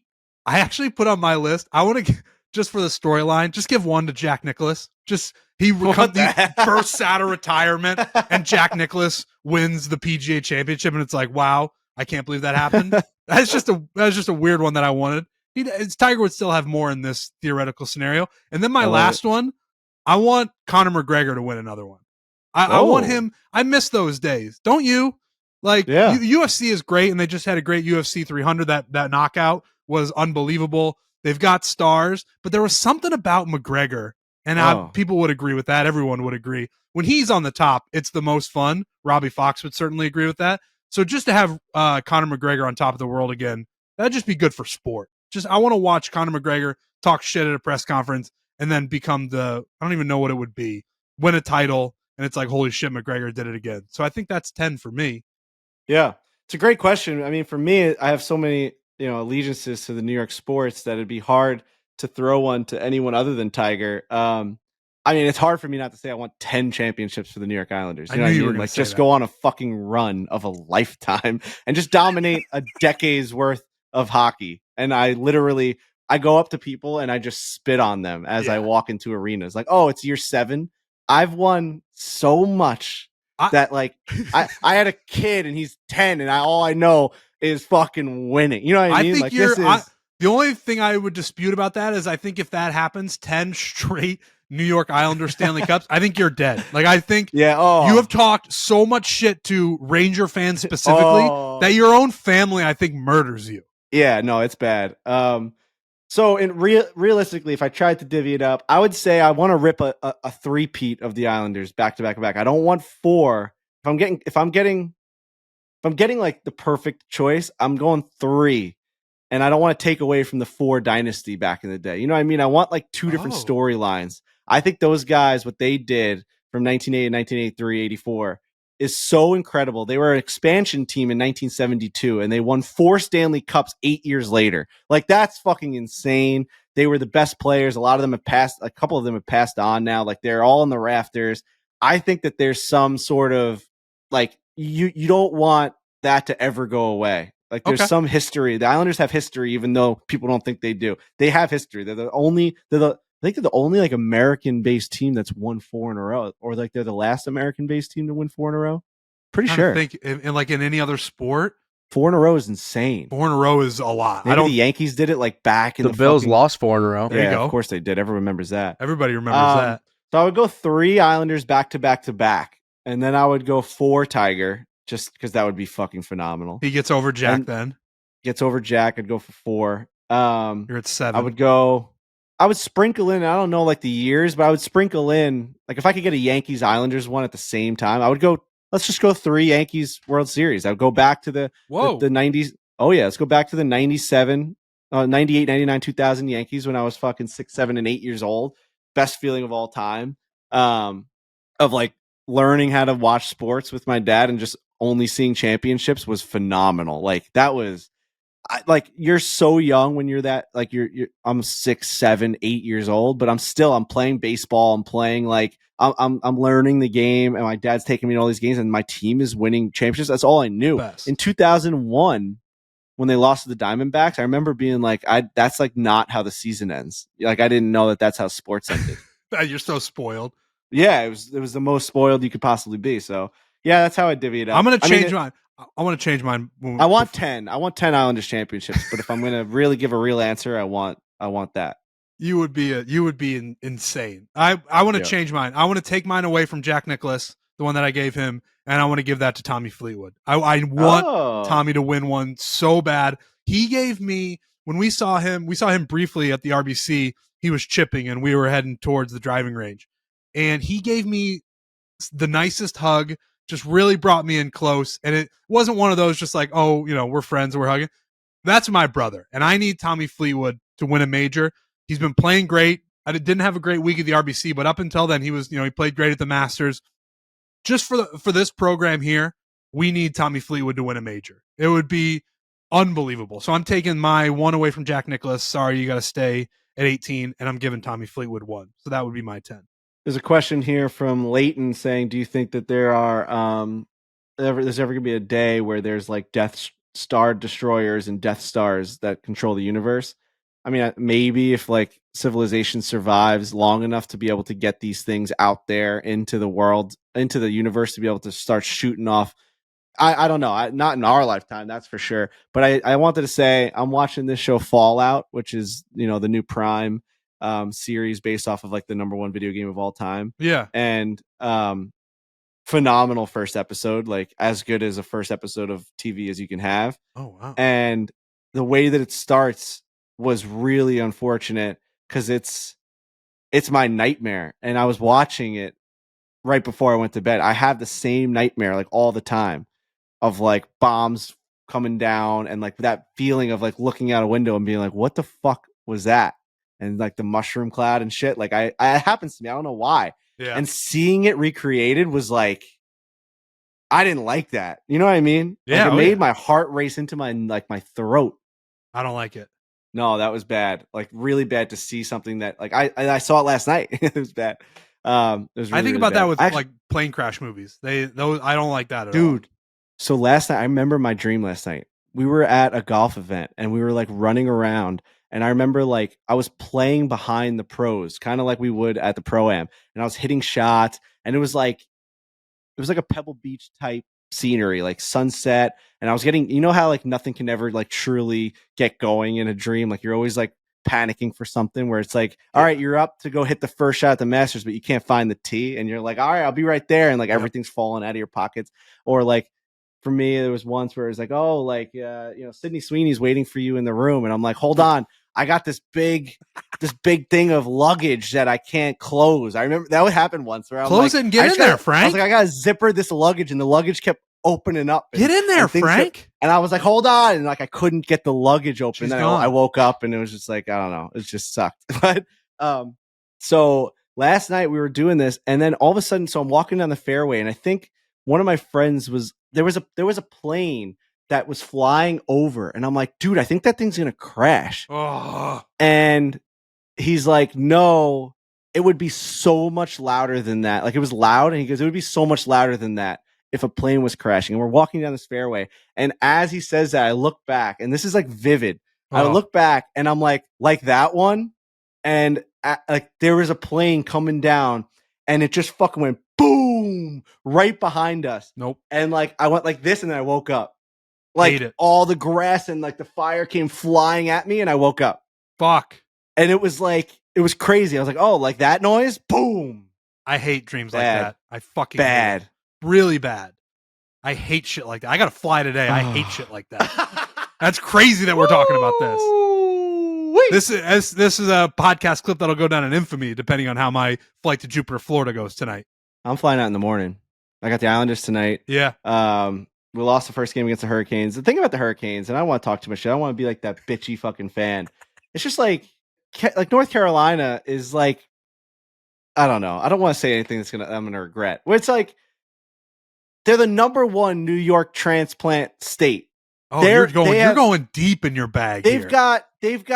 I think I looked it up. They've got like 47% of their population in North Carolina was born in another state. You're a sick. So I'm just thinking like it's a bunch of New Yorkers that couldn't take the heat up here. And now they're going down there and they're fucking rooting for the Hurricanes. Like I know these people. I know people that have moved down there and they're fucking Hurricanes fans now. Like you couldn't fucking take the taxes, the stress. And now you're fucking flying down there because there's like low income tax. There's low property tax. Listen, I know that's not everyone, and I'm kind of putting a blanket over all you people, but I see right through you. You know what I mean? I know these people. Don't fucking root against the Islanders. They're a great fan base. They show up. They're loud. They're fucking. They're fierce. They're like 50% New Yorkers. I have to take my hat off to you that I'm not wearing.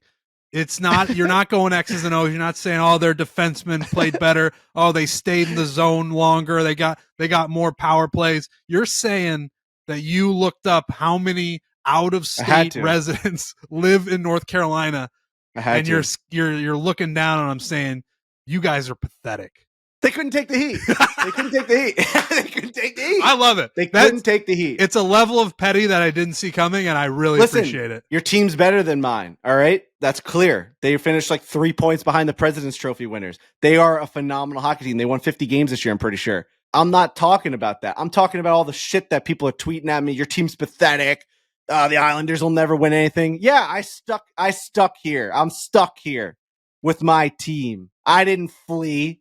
I didn't fucking fly out during COVID and fucking get away and get a fucking timeshare. I fucking stayed here, man. That's right. You know what I mean? Oh, yeah. It's not every single one. There's a lot of Carolinites down there that are fucking, is that the word? I don't know. Carolinians? Carolinians? I don't know. There's a lot of Carolinians that are fucking diehard. They wave the fucking hurricane flag, which is also like a natural disaster. Have you ever seen their logo? Their logo is the hurricane flag flying. How many people have died from hurricanes? I mean, you want to talk about a problem. Now we're getting somewhere, okay? Yeah. You're rooting for a hurricane? Hurricane Sandy ruined Long Island. Katrina? I'm not even going to get into it. It's bad. I mean, we're talking about all these Native American logos. You got the Washington Redskins. I'm saying. But hurricanes might need to change their name. It's true. It's a really good point. It's you're rooting for a natural disaster. It's a natural disaster. It's a natural disaster. I think this might have to be your new angle. I love there's 47% of Carolinians that are New Yorkers. That's a good angle too. But saying, quote tweeting someone who's like, the Islanders are pathetic, you quote tweeting saying you're rooting for a natural disaster is fucking hilarious. Dude, it's crazy. Someone's got to come and say this shit. But what's great is we have some friends on that team, and it's like number one being Brady Shea, and I fucking love Brady Shea. He's one of the nicest guys I've ever met, always checking in on me, always responding to our videos, just one of the best guys that they got in the NHL. And we never really talk hockey, and he's just low-key been on the team that's been destroying me. This is the third time we've seen them in the last, I think, 4 years. Oh, he plays for the Hurricanes. Oh, yeah. He's one of their guys, the top defenseman. And I can't beat him. We can't beat him. And he's just so nice, and it kills me. So, yeah, I mean, I'm just in the midst of a massive Hurricanes rivalry that I didn't see coming. It's one of those things I got the Lightning and the Hurricanes, but I'm always focused on the Rangers. But the Lightning and the Hurricanes keep beating my ass. You're just getting killed by weather. Holding my doughy ass fucking face down to the sand, being like, we're going to take out your fucking houses and your businesses with our hurricane winds. You're getting fucked up by weather teams. Lightning and Hurricanes. Yeah. Dude, that's true. I can't. And we're the Islanders who get fucked up from Lightning and Hurricanes. Fuck. God, I never thought of that. That's unfortunate. It is unfortunate. It's all kind of working out for them. But the Hurricanes should beat the Islanders. If we're talking literal mascots of the teams, yeah. Nature Hurricanes wins. Tough to beat. Unless you're Trump and you say you're gonna, what did he say that one time? We're gonna put a shoot a rocket into it or something. Just shoot a rocket into it and just disperse it. That's unbelievable. He's like, we got to get that thing out of here. We just got to shoot a rocket right through the eye. It's have we ever tried that before? No, we haven't. Explode that thing in that weather and just spread it out. Kind of makes sense. It doesn't. But what's the worst that could happen? But all right, you guys are still in it though. We're down one. We got game 2 tonight. I'm sure you're listening to this and you've already seen it. Papa Borelli is going to Borelli's tonight, which is baby. Come great. On now. He's gonna take it easy. He's been going to the restaurant every single day. He's recovering. His heart rate's still a little bit high. His blood pressure's a little high. It's all normal stuff. Recovering from that type of surgery, but we're gonna try and not get him too crazy. I don't think it'll be that insane tonight. Makes me nervous. It's Passover tonight. It's there's a lot of other events that the Islanders are promoting one at another bar here, so I don't think the restaurant will be too packed. He was nervous about someone or me. Have you seen all the pictures that I post? I'm grabbing him and shaking his neck. I can't do that tonight, so he's gonna have to sit somewhere else. Yeah, it's you. The doctor probably showed him at the hospital. You see these pictures. You see what your son's doing to you here? He can't do it. But I want him to be there because I know he wants to be there. So I think you guys will handle it the right way. Yeah, it'll be great. It'll be absolutely great. It'll be nice to see him in there. Hopefully that we get that place packed out. Hopefully we get a win. We come home Thursday night, first game at home, and let's fucking rock.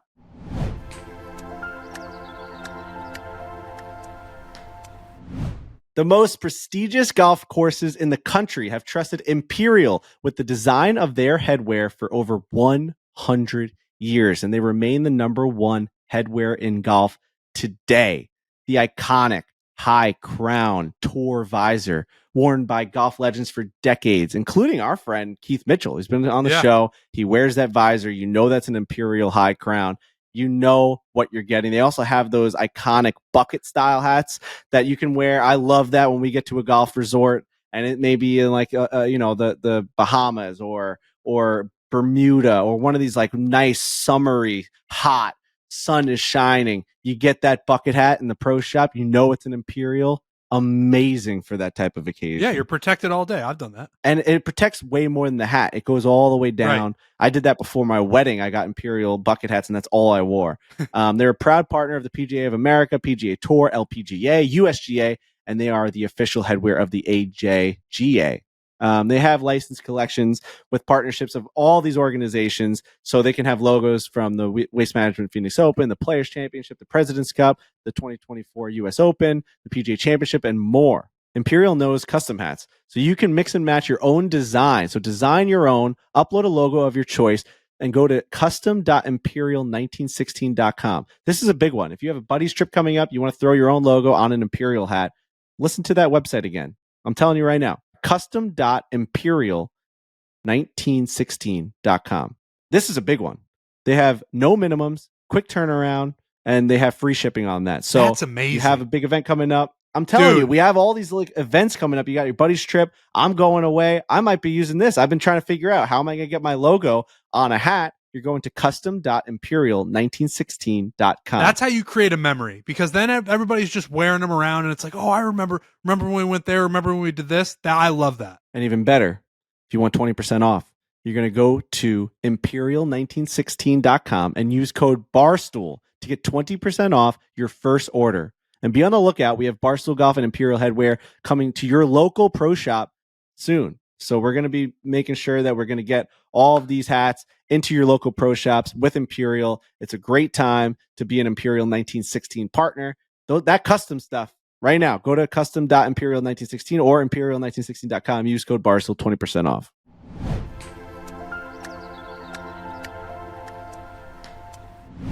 We've got For The Cut on the DraftKings Sportsbook. This is a bet that we always pick a golfer to make the cut. It's the Zurich this week. It is the Zurich. So did we double check with Dan Rappaport to make sure there's a cut? Yeah, he responded to me. He gave me his picks too. I sent you guys Riggs and his picks. And what I'm doing right now is DraftKings Sportsbook. I'm trying to pull up the field here quickly. So Dan Rappaport has. Oh, that I actually was going to pick them, so I'm glad I saw this. Dan picked the Fitzpatrick brothers. And Riggs picked Doug Gim and Chan Kim. So I'm looking at the field here. Oh, you know what I'm going to do? I'm going to pick Sepp Straka and Bryce Garnett, because those are Tillery guys. Sepp's been playing great. Oh.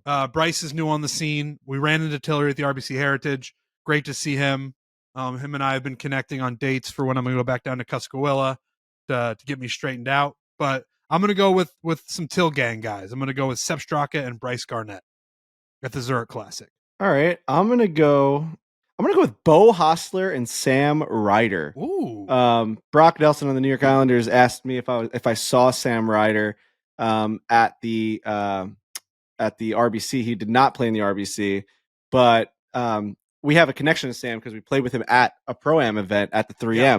And Brock played with us out there in Minnesota as well. So we love Sam Ryder. Like, he's one of those guys that we have starred in our score app. And like, we just like to check in on him. Bo Hostler, he's a big like YouTube golf guy, plays a lot with the Bob the Sports guys. He plays, and he just kind of looks like Lurch. I like that duo. I think they're going to make the cut. They're both good golfers. They're both playing well. Sam Ryder, Bo Hostler to make the cut at the Zurich. Okay. Good team right there. There we go. Those are our picks for the cut. Hashtag DK partner. I'm trying to think. The only other thing. Oh, Colin tried to teach me the claw at the RBC Heritage. That was cool. I made the putt, but I think if I did that, I would shoot $1 million, and I already shoot like $500,000. So how did Colin end up finishing? He was on top. He was up there for a long time. He was in the final group. I know. So he finished 13 under in ninth. I talked to Colin, and I said, "How are you feeling? Like great job last week. Obviously in the final pairing of the Masters, the whole deal. Is this like a tough week to come straight from there to play into another elevated event?" He said, typically no. If I finish, T20 or whatever, I'm not really feeling like that bad about this type of travel, but he goes, I gave it everything I had on Sunday. I'm pretty tired. That was interesting to hear, where he says, like, if you're in contention at the Masters, that next week is a little bit tough, but which makes what Scottie did so much more impressive. Exactly what I was going to say. But Colin's right. I felt bad for him because he played so well, and then he just rinsed one on 11 and it was over. But like, just a little tug. Yeah, that's so all crazy. It takes. You're hitting that ball 250 yards, and it just turns 5 yards too much to the left, and it's over. Yeah, we love Colin. It's always great to see him. That's the show. Hopefully everyone didn't crash their cars and throw their phones out the fucking window listening to the Trent and Frankie show. I'm sure you're sick of our voices by now. We probably have a video coming out tomorrow, I would assume. I don't know. What's our schedule like, Alex? We're doing part 1 of the important tournament on Wednesday. We're going to try from noon. Oh, so the important tournament. A lot of people call their events the majors. We're the important tournament because that's like what everyone likes to think that they are. They're a little bit more important than other videos, I guess. Yeah. Like you just if you just throw major on a video, it's like, oh, it's an important video. It's like, aren't you guys just playing the same thing? So we kind of, a little tongue in cheek. This is our own version of it. The important tournament. The important tournament. The important video should actually be called. This is the more important one than the other ones. Every video is important. That reminds me.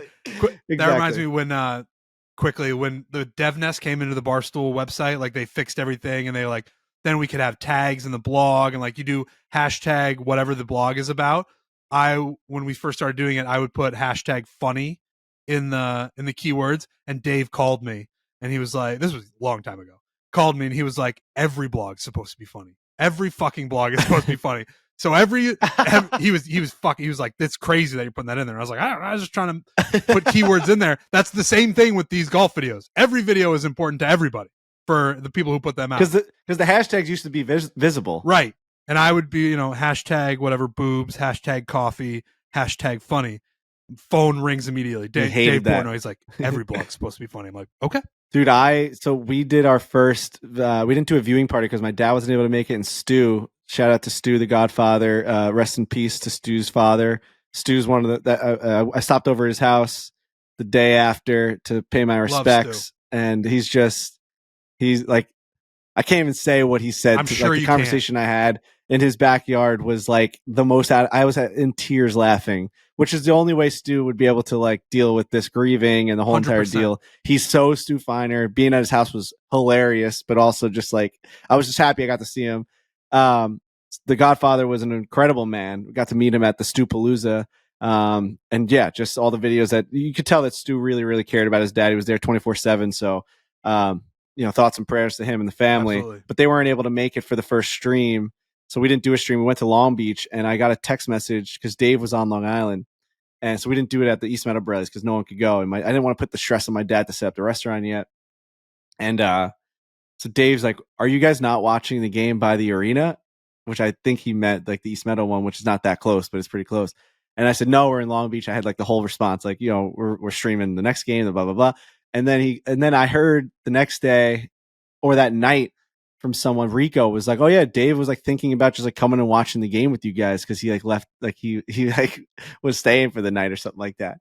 So he could have been fucking with me, Rico, but he was just going to come and like watch the game. It would have been great to have him at Borelli's, but we weren't there. So that's tough. Just something you've been thinking about for 48 hours. Yeah. That's cool. So that's that. But you're streaming up Borelli's tonight. That'll be good. It'll be cool. Cool. Streaming up Borelli's tonight. Yep. Cool. So that's going to be great. Great. Anything else? So we'll see. Trying to think. That's it. Was he texting you at all during this latest, Scottie? Because I know you guys were in close contact during his Masters run. No, he went solo on that. Yeah, he was right. Scottie's he's the man. Phenomenal stuff, man. Really, really phenomenal stuff. Scottie Scheffler, Nelly Korda. Shout out to Team TaylorMade.